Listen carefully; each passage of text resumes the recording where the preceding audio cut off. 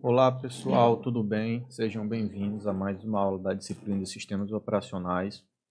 Nessa sequência de aulas a gente vai dar início a um novo assunto, né? A gente vai falar sobre o gerenciamento de memória dentro dos sistemas operacionais, tá certo? Então vamos lá começar. Bem, primeiro, o que é essa gerência de memória, né? Então o gerente de memória, ele é um componente que vai estar embutido dentro do sistema operacional e ele vai fazer a alocação e a desalocação da memória principal para os processos, né? E além disso, ele vai gerenciar a hierarquia de memória também. Então, quais são as memórias que ele vai gerenciar? São as memórias cache, né, que ficam dentro do processador, a memória RAM, que é aquela memória principal, a memória de disco, que é a memória secundária. Então, todo esse processo de gerenciamento dessas memórias é feito por esse componentezinho que fica dentro do sistema operacional, tá? Então, quais as tarefas do gerente de memória, né? Do gerenciamento de memória de uma forma geral? A primeira é garantir o isolamento mútuo entre processos, ou seja, ele vai garantir proteção de uma forma que um processo não consiga interferir no espaço de memória do outro, né? Ou seja, um processo ele não podendo alterar os endereços de memória de um outro processo, você garante a proteção nos dados também, porque se ele não tivesse essa exclusão, né, dos acessos, um processo poderia sobrescrever o endereço de memória de um outro processo e com certeza isso seria um grande problema, né? Além disso, você teria falta de sigilo nas informações, né? Por exemplo, um processo ele poderia acessar os dados de um outro processo, que poderia estar trabalhando com dados sigilosos e etc. A segunda tarefinha dele é manter o registro das áreas de memória em uso, né? Ou seja, ele vai administrar, saber exatamente quais os endereços de memória que estão sendo usados pelos processos do sistema operacional e também vai saber quais espaços de memória estão livres, ou seja, que pode ser alocado para um outro processo poder utilizar. Ele vai alocar a memória RAM para novos processos, conforme eles forem surgindo, o gerenciador de memória ele pega esse processo e aloca tantos espaços de memória para poder ele trabalhar, né? Ele faz o swap, né, transparente entre memória principal e disco. A gente vai falar mais à frente o que é esse swap, mas de forma bem básica. Ele é a transferência do processo e todos os recursos de memória que o processo utiliza da memória principal para o disco, né? E também ele mantém o mapeamento de memória virtual para a memória física, tá? E ele implementa a política de alocação de memória para os processos. Então, pessoal, o ideal é que a gente tivesse, né, uma memória infinitamente grande, com acesso infinitamente rápido, que ela fosse não volátil e de baixo custo, né? Mas infelizmente isso não acontece, né? Então, se você lembrar dessa pirâmidezinha que ela armazena os tipos das memórias, né? Você vai ver que as memórias dos registradores, né? Elas são as mais rápidas, as mais caras e as que possuem menor capacidade, né? Então, elas aqui é na casa dos alguns KBs, né? Alguns kilobytes, né? Depois você tem a memória cache, né, também dentro do processador, que também é muito rápida e muito cara, mas ela possui uma pequena capacidade, né? Depois você vai ter as memórias de acesso primário, né? As memórias de acesso secundário, como a flash, a memória USB. Você vai ter os discos rígidos, né? E por último aqui você vai ter as fitas de backup que não são mais utilizadas, né?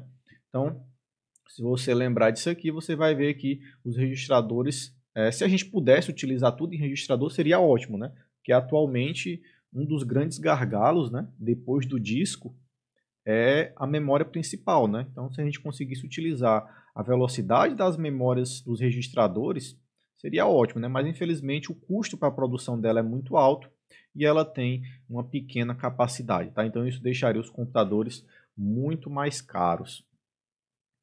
Então, os sistemas de gerenciamento de memória, eles podem ser divididos em duas grandes classes, né? São aqueles que movem processos entre a memória principal e secundária durante a execução e aqueles que mantêm os processos fixos na memória primária, tá?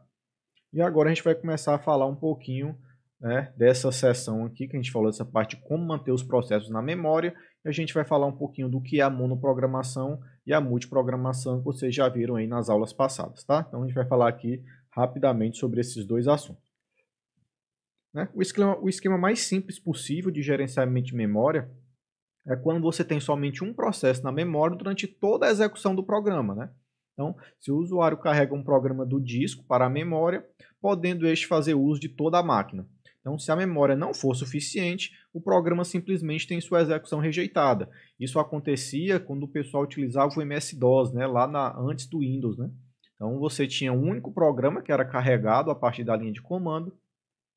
Esse programa ele executava de forma única, né? Ele tinha acesso a todos os recursos da máquina, porque somente tinha ele executando, mas em compensação você tinha essa demora, né? Você só podia executar um programa por vez e você não tinha muita interação com o programa, tá?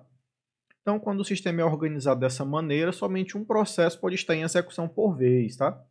O processador, a memória e os demais periféricos do computador, eles são exclusivamente dedicados à execução daquele único programa. Então, o usuário ele entra com um comando no terminal e o sistema operacional carrega o programa requerido do disco para a memória e o executa, tá? Então, não é possível executar direto o programa do disco, porque a diferença de velocidade é muito alta, tá? Então, o disco ele é muito lento, a memória principal ela já é um pouco mais rápida, mas também ainda é muito lenta quando você a compara com a memória cache ou a memória dos registradores, tá? Então, quando o processo termina, o sistema operacional ele vai reassumir o controle da CPU e vai esperar um novo comando para carregar um outro processo na memória já liberado pelo primeiro programa. Então, a tarefa do SO nos sistemas monoprogramação é basicamente transferir o controle de um programa, né, para o outro programa, certo? Então, você não tinha aqueles problemas de região crítica, né, de algoritmo de gerenciamento de região crítica e etc., de multiprogramação, você não tinha esses problemas. Mas, de compensação, você não tinha a execução quase simultânea aí de diversos processos ao mesmo tempo, tá? E quais são as características da monoprogramação, né? Ela é simples de ser implementada, né? É um algoritmo bem simples. Não existe preocupação com o compartilhamento de recursos. Isso aqui era ótimo, né? Mas infelizmente o benefício que a multiprogramação nos traz é muito maior do que os da monoprogramação. E as desvantagens é que o processador ele fica ocioso enquanto o programa aguarda algum evento. Por exemplo, a memória ela é subutilizada, ela não é preenchida completamente, pois tem apenas um programa. Então, o processador fica ocioso por quê? Porque se o programa precisa de uma requisição de entrada e saída, o programa vai fazer a requisição e a CPU vai ficar esperando, ela não vai poder executar outro processo, porque o sistema é monoprogramado, tá? Isso aqui é um exemplo, né, de um sistema monoprogramado. Você tem aqui a execução de A, e aqui é os momentos que ele está utilizando CPU, esses pretinhos, tá? E esse aqui é o espaço de tempo que ele não está utilizando a CPU, mas nenhum outro processo pode ser alocado, porque só pode ter um processo por vez carregado na memória. Então, para o B carregar, o A tem que ser retirado completamente da memória, o B carregado, então o B executa, e a CPU ela fica sempre em segundo plano, tá? Fica ociosa por muito tempo. E quanto à multiprogramação, né? Então, os grandes computadores, frequentemente, eles provêm serviços interativos para vários usuários de forma simultânea, né? Como é o que a gente utiliza bastante hoje em dia. Então, a habilidade de ter mais de um processo na memória em um mesmo instante de tempo é imprescindível por razões de desempenho, né? Então, para a CPU não ficar ociosa, vários processos são carregados na memória, né? Algumas dezenas ou centenas de processos são carregados na memória e são executados de forma quase simultânea, tá? E uma outra razão para ter essa multiprogramação é que muitos processos eles gastam uma fração substancial do tempo para completar entrada e saída em disco, né? Novamente o gargalo é lá no disco, tá? Hoje em dia, com o uso das memórias flash, né, os SSDs, esse gargalo tem diminuído bastante quando comparado aos HDs de disco rígido, né, de ímã, né? Mas mesmo assim ainda é uma velocidade muito baixa dos SSDs quando comparado à memória principal, tá?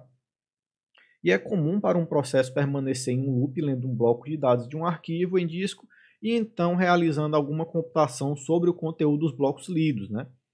E se for gasto, digamos, 100 milissegundos para ler um bloco e a computação necessária para a CPU usar apenas 20 milissegundos desses 100, sem a multiprogramação, a CPU ela vai estar desocupada esperando pelo acesso ao disco durante 80% do tempo, ou seja, então 80% do tempo aqui da execução desse programa, que é orientado à entrada e saída, 80% do tempo a CPU vai ficar ociosa, e isso não é uma característica desejável, tá? E isso é na monoprogramação, tá? Na multiprogramação você consegue reduzir bastante esse tempo, mas ainda é muito difícil você ter 100% de utilização da CPU, tá? Mas chega bem próximo disso. Então o SO ele mantém vários processos na memória simultaneamente e a CPU é dividida entre eles, né? Então parte deles fica em uma fila de processos no disco, aguardando a alocação na memória principal. O SO ele seleciona e começa a executar um dos jobs na memória, né? E se o job pode ter de aguardar que alguma tarefa seja concluída, o SO ele passa para um novo job e o executa. E se o job, né, tem que aguardar, a CPU seleciona outro job e assim por diante. Então a CPU não vai ficar ociosa na maioria do tempo. Por quê? Porque ela vai ficar alternando entre as centenas de processos que estão carregados na memória. Então se um processo está aguardando ES ou algum outro recurso, ela bota outro processo para executar. Essa é a tarefa lá dos algoritmos de escalonamento de processos, que a gente já viu também, certo? E os sistemas com multiprogramação, eles fornecem um ambiente em que os diversos recursos do sistema são utilizados de forma mais eficiente, né? Algumas características você tem vários programas na memória principal concorrendo pela utilização da CPU. A CPU ela é totalmente dedicada aos vários programas. Você tem menos desperdício na utilização da CPU porque você consegue fazer esse chaveamento de processos e você tem um melhor uso da memória principal porque você utiliza mais memória principal fazendo a alocação de vários processos ao mesmo tempo, tá? E em sistemas multiprogramáveis, né, as aplicações elas permanecem na memória principal do computador, concorrendo por um lugar no processador. E todo esse processamento ele ocorre de forma transparente para o usuário, fazendo com que o usuário não perceba as trocas entre uma aplicação e outra, né, entre um processo e outro. E a grande vantagem é essa redução de custos em função da possibilidade de compartilhamento de recursos. E a gente viu também que o compartilhamento de recursos traz aí novos problemas que precisam ser tratados, como o da exclusão mútua, né? Então, é outro setor, né, que cuida dessa parte de compartilhamento de recursos. Aqui o gerenciamento de memória ele é restrito ao gerenciamento da memória, tá?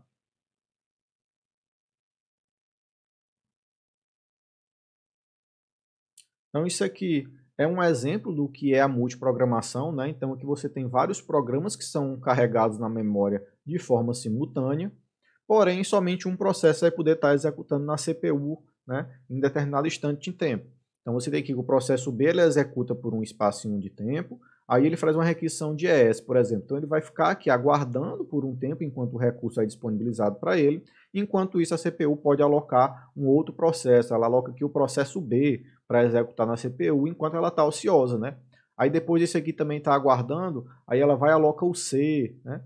E com centenas de processos você consegue ter essa realocação aí de uma forma que você tem o uso da CPU bem próximo dos 100%, reduzindo bastante o desperdício da CPU.